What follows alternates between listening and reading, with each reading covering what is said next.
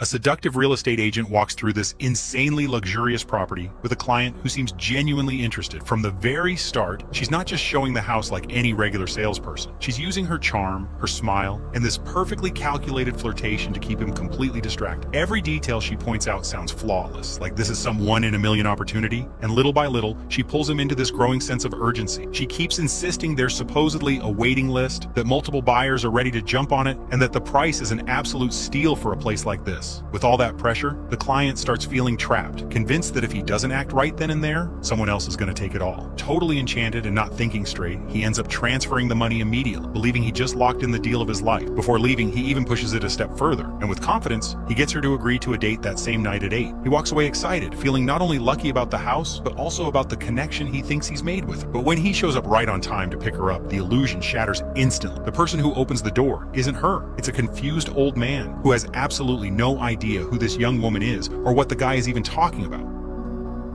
The discomfort turns into a chilling shock when he tries to call her and realizes the number's already been disconnected. In that moment, the truth hits him. There was no deal, no date, just a perfectly planned scam, and he's just been played like a fool. The so-called agent is actually Paloma, a professional con artist working alongside her partner and boyfriend, Smith. Their business is as profitable as it is dangerous. They rent luxury apartments and penthouses that don't even belong to them, then lease them out to unsuspecting clients, disappearing with entire fortunes. That night, the couple meets up at a nightclub and spends some intimate time together. Smith is deeply in love with her, but Paloma keeps an emotional wall up. Every time Smith tells her he loves her, she just answers with a cold, detached, same. The next day, Paloma gets an unexpected message from someone named Daisy. What's strange is that when Smith traces the IP address, he finds out it's coming straight from a police station. The message is clear. Someone is getting way too close. Smith immediately tenses up and insists they need to vanish as soon as possible, reminding her what happened back in Baltimore, where their faces were caught on security cameras and they almost got identified.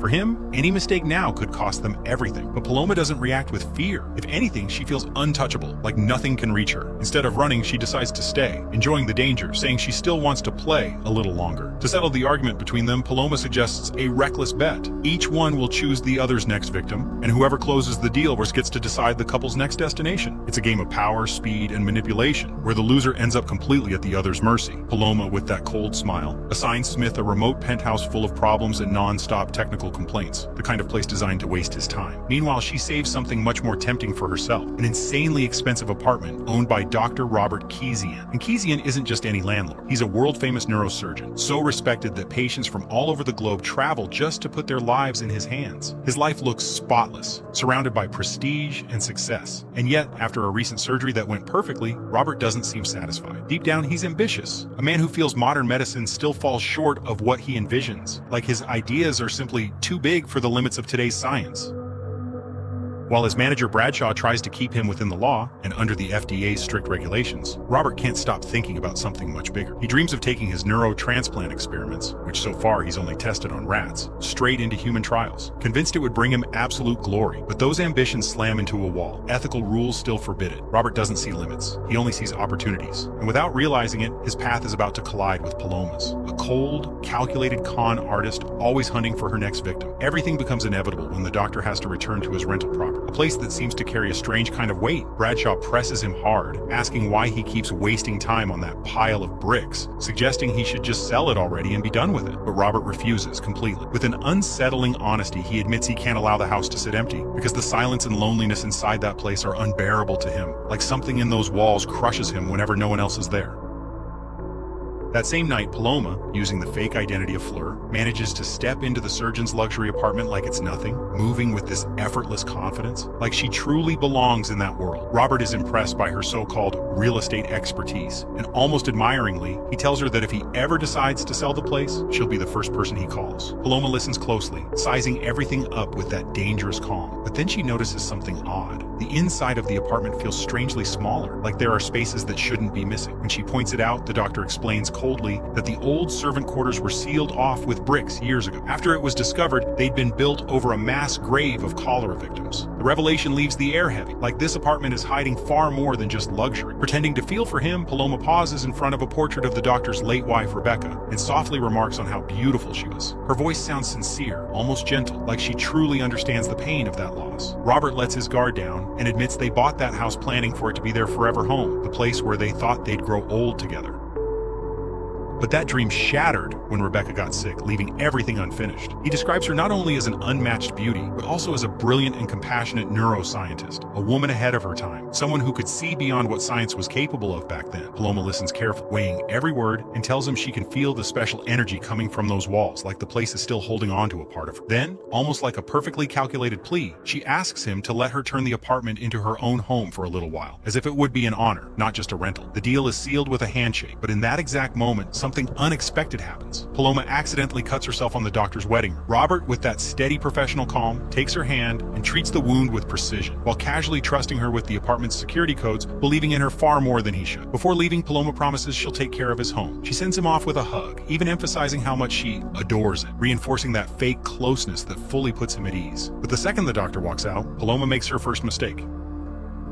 She starts disabling the security cameras, convinced she's alone and completely in control, not realizing that Robert is getting real-time alerts for every single move she makes inside his property. The next day, Paloma shows up in yet another disguise, switching up her look like she's a totally different person, trying to lure in new clients so she can keep playing her game. But for the first time, nothing goes the way she expects. Hours pass, and she can't close a single deal, like luck is finally starting to turn its back on her. Meanwhile, Robert keeps up his routine, treating patients and maintaining that flawless image of a prestigious surgeon, even though deep down he's still watching what's happening in his apartment. Eventually, things shift with the arrival of a man named Tad. Paloma, true to her style, tries using her usual seduction, the smiles, the carefully chosen words, the charm meant to pull him in. But right away, she senses something's off. Tad isn't interested in any contract. He's not here to buy anything. His stare is different, aggressive, like someone who's only looking to take advantage. In seconds, the tension turns into real danger. The man becomes violent, corners her, and in the middle of the struggle, Paloma's wig falls to the floor, exposing her disguise completely.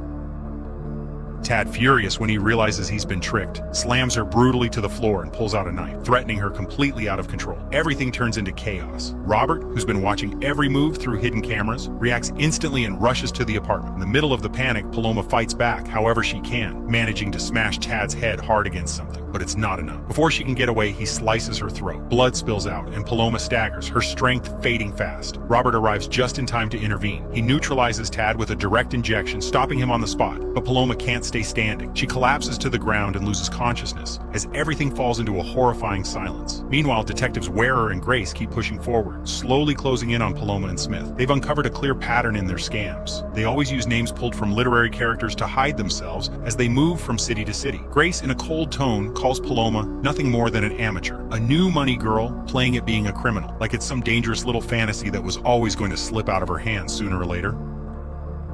Hours later, Paloma slowly wakes up in a private hospital bed. The place is silent, too clean, too perfect. When she looks down, she sees her wounds have been stitched up with incredible precision, and she quickly realizes it wasn't just any doctor who treated her, it was Robert himself. The doctor appears and without hesitation tells her he knows her real identity. He knows exactly who she is and what she's been doing. His voice isn't shocked, it's disappointed. After calling her out for wasting her intelligence on cheap little scams, he takes full control of the situation. Before Paloma can even react, he increases the anesthesia dose, knocking her out completely once again. As she slips back into darkness, Robert cleans up the bloody crime scene, erasing every trace. He even moves Tad's vehicle so nothing can be tied back to what happened. Sometime later, Paloma wakes up again, groggy, panicked, desperate. The moment she regains a bit of strength, she tries to escape, fully aware she's no longer dealing with some ordinary victim. In the middle of it all, not even knowing what's truly happening, Smith leaves her a voicemail, begging her to call him as soon as possible, completely unaware of the danger now closing in around her.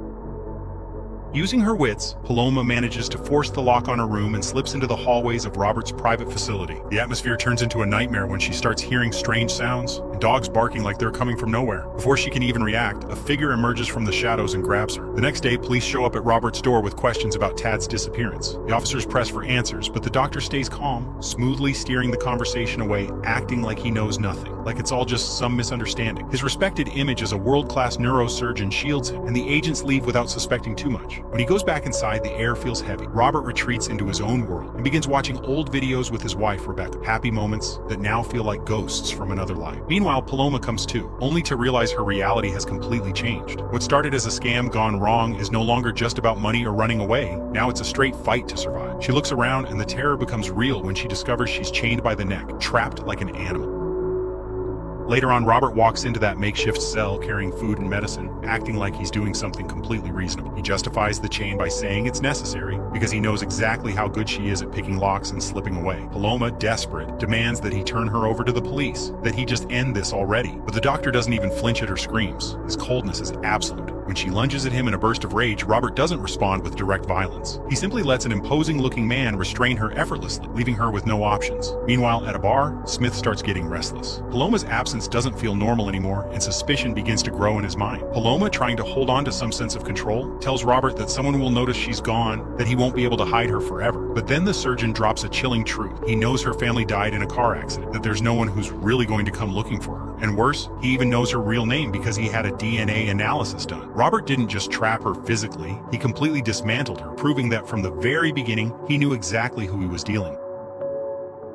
At the same time, Smith gets a message from Paloma saying she needs one more week, but the person texting makes the fatal mistake of replying to an "I love you" with an "I love you too." Smith instantly knows something's wrong. The real Paloma would never say those words, so Smith finally decides to act. And with that natural ease he has for manipulation, he seduces the man who'd been bothering him at the bar, slowly getting him to drop his guard. Meanwhile, back in her prison, Paloma tries the only thing she has left, winning over her guardian. She starts speaking softly to him, calling him Lenny, trying to spark even the smallest trace of humanity she can use. But when Robert shows up, he reveals the truth behind that imposing figure. He explains that Lenny was a nurse who ended up in a vegetative state after an accident, and that Robert was the one who fixed him through his experiments. Paloma is horrified when she understands what that really means, and she lashes out, furious that Robert turned him into some kind of pet with no will, an obedient body with no life of its own. Robert, though, doesn't seem shaken at all by the accusation, like to him it's all just part of some inevitable progress. Later, Paloma tries once again to force the padlock, desperate, clinging to even the smallest chance of escape. Meanwhile, the detectives keep digging. They still don't know her real identity, but they've already mapped out her modus operandi, the clear pattern she follows in every scam. Outside Robert's house, Smith puts his plan into motion. He convinces the guy from the bar to come inside with him, spinning an urgent story that his friend Molly is being beaten by her boyfriend and needs help right now. With that lie perfectly delivered, he gets the man to cross the threshold without having any clue what kind of danger he's about to unleash. The guy shows up at the neurosurgeon's door, ready to play hero. He forces his way into the mansion, completely out of control, shouting Molly's name and looking for someone to save. Robert tries to stop him, insisting again and again that there's no one there. But that only fuels the intruder's rage. He starts tearing the place apart, throwing objects, smashing everything in his path. Things reach a breaking point when the man grabs the portrait of Robert's wife, Rebecca, and in a violent outburst, accuses Robert of abusing her too, like he can see something dark written all over his face. Then, without mercy, he hurls the photo to the floor, a direct ooter right at what's most sacred to the doctor. That moment snaps something inside Robert. Blinded by rage and grief, he reacts in the worst possible way, killing Smith's companion by slicing his throat with a vinyl record in a brutal, desperate act. While all of that is happening, Smith uses the chaos to slip in through the back patio. He remembers one crucial detail. The password is Rebecca's birthday. With that, he gains access to the secret lab hidden inside the house, a place that shows just how far the surgeon's obsessions truly go. But down in the darkness of the basement, Paloma, who's managed to partially free herself, hears footsteps getting closer. Her mind spirals into panic. She thinks it's Robert coming for her again, and without thinking, she lashes out wildly with a blade she'd grabbed earlier. Only when everything goes still, when she feels the body collapse, does the horror hit her like a wall. The person she's just stabbed to death isn't the doctor, it's Smith, her lover. Robert rushes in and tries to save Smith's life, while Lenny neutralizes Paloma with a tranquilizer dart. After the chaos, Robert retreats back into the videos of his late wife, also a neurosurgeon, who had been researching treatments for Alzheimer's. And in a grief-driven delirium, Robert imagines her urging him to take advantage of this golden opportunity. When Paloma wakes up, she finds Smith lying on a gurney, his head shaved, and Tad, the attacker from the beginning, still alive, kept around as the vessel for something completely inhuman. While the detectives close in on Robert, who has officially rented his house out to a Molly, the doctor carries out a neurotransplant surgery, extracting brain tissue from Smith and implanting it into Tad's skull. For a brief moment, Tad's body rises and whispers Baltimore, making Paloma believe Smith is still alive inside him. Through tears, Paloma confesses her love, but the experiment collapses. Tad's body goes into violent convulsions. He screams insults at her and then smashes his own head against the wall again and again until he dies. The connection is gone, and Paloma finally understands. The man in front of her isn't a doctor, he's a monster playing God. At last, the detectives arrive at the door. Robert, with a truly chilling calm, welcomes detectives Wearer and Grace into his home as if he has nothing to hide. His voice is polite, almost friendly, while somewhere else in the mansion something horrifying is happening. Lenny begins shaving Paloma's head, preparing her for the next phase of the doctor's experiment. Upstairs, Robert works hard to steer suspicion away with this fake kindness. He even takes a moment to comment on Detective Ware's limp, like it's just casual small talk, anything to buy a few extra seconds and stay in control. Grace, though, isn't so easy to fool. She drops a blunt doubt. It seems strange to her that a millionaire surgeon is still renting out his house. Robert, with perfectly performed indignation, responds like they've just insulted him, asking if making a little extra income is somehow a crime. His respectable man act holds up, and even though the discomfort lingers in the air, the detectives eventually leave without uncovering the truth. They walk away not knowing that just a few feet beneath them, Paloma is trapped, about to become the next piece in a human puzzle built from Robert's obsession. Down in the basement, as Lenny keeps cutting Paloma's hair with slow, mechanical movements, she tries the only thing she has left, appealing to whatever humanity might still be inside him. Her voice trembling, she starts talking about Smith's family, about her own life, about everything they've lost, trying to plant something. She tells him they're like siblings in the middle of this hell, that they're both being used, and that they can still escape together before it's too late. Inside the house, Robert is haunted by the memory of his wife, telling him he can't complete his mission alone. Without hesitation, he calls Bradshaw. Outside, Detective Grace's suspicions keep growing stronger. She notices things that don't add up. There's a dog, but no food bowls anywhere, and there's duct tape on the floor where a rug used to be. Down in the basement, Lenny finally seems to crack. He hands Paloma the key to her chains and a gun, so she can say goodbye to Smith's body. But after seeing the corpses of Tad and Smith, Lenny decides to end his own suffering. Right in front of a horrified Paloma, he shoots himself. Just then, Robert appears and knocks her unconscious, moving her to another location. Surrounded by recordings of Rebecca and strapped to a gurney, the doctor prepares Paloma for the next procedure. Meanwhile, the detectives review the security footage and realize it's been tampered with. The video shows a dry day, when in reality, there had been a massive downpour. As they get ready to obtain a search warrant after receiving reports of gunshots in the area, Robert reveals his true, twisted motivation to Paloma. His wife Rebecca isn't dead. She's suffering from a degenerative brain disease, and he's been keeping her alive on life support in secret. Paloma isn't just some random victim. She hit the genetic lottery with the same blood type and a brain free of hereditary disease. Robert plans to transplant the essence of his wife into Paloma's body. When Bradshaw arrives at Robert's house, he heads down into the basement, and what he sees leaves him completely horrified. It's a slaughterhouse, a nightmare, a mess that can't be explained away. And in that instant, he realizes everything has spiraled totally out of control. Bradshaw refuses to be part of it. He tells Robert this isn't science or ambition, it's madness. He tries to back away, to get out, to do the right thing. Out in his car, hands shaking, he grabs his phone to call emergency services, determined to stop it all before it's too late. But Robert can't allow that. He catches up to him without hesitation, and with absolute coldness, he kills him in cold blood. Not out of anger, but to protect his secret, and to make sure no one destroys his obsession. At the same time, the detectives receive a report that had been sitting unresolved. Gunshots heard the night before that were never properly followed up. That final piece clicks into place. There's no more room for doubt, and no more time to wait. Wearer and Grace head straight for Robert's house, determined to stop him once and for all. Back in the makeshift operating room, Robert finds Paloma attempting one last surprise attack, a desperate act from someone who refuses to surrender, but she's far too weak. Worn down by blood loss and captivity, she can barely stay on her feet. Robert overpowers her effortlessly and straps her back onto the operating table, right beside Rebecca's motionless body, like it's all part of some carefully constructed plan. Outside, police sirens begin to echo in the distance, growing closer and closer, but Robert isn't hearing anything anymore except his own obsession. With a dark determination, he begins the final procedure, ready to sacrifice the con artist's life to try and bring back the woman he loves, no matter the cost, even if it means losing everything, even his own soul. When detectives Wearer and Grace finally storm into Robert's apartment, what they find is something straight out of a nightmare. A hidden operating room built inside a home, surrounded by corpses and traces of horror, but completely empty of life. No one is there. Robert is gone. Anticipating the raid, the doctor stayed one step ahead and moved everything somewhere even more hidden, the old apartment of his in-laws, a property he secretly bought years ago for one purpose: keeping Rebecca far from the eyes of the world.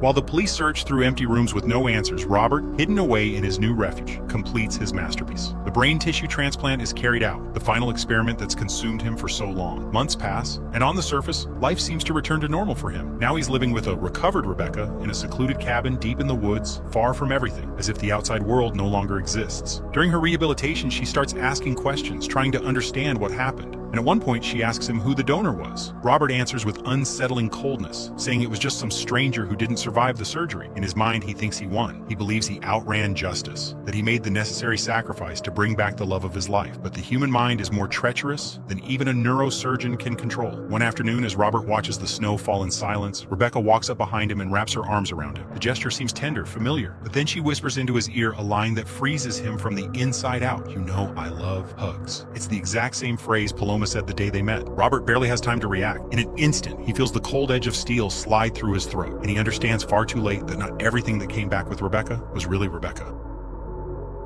As Robert collapses and bleeds out onto the white snow, the contrast is brutal. Like everything is being stained by the price of his obsession. The figure living inside Rebecca's body watches him in silence, with an icy, steady gaze, almost triumphant. In that moment, it becomes clear. It wasn't his wife who truly came back. What returned wasn't love or a miracle, it was Paloma, surviving the only way she ever knew how, by taking on a new identity, a new body, and a life that now, to the outside world, looks completely legitimate. With the doctor's death, she also inherits everything he had, the fortune he built, and the future he thought he controlled. And just like that, the con artist becomes the final winner of this twisted game. That's how this movie ends. If you enjoyed this recap, don't forget to leave a like and subscribe. That's it for today. See you next time.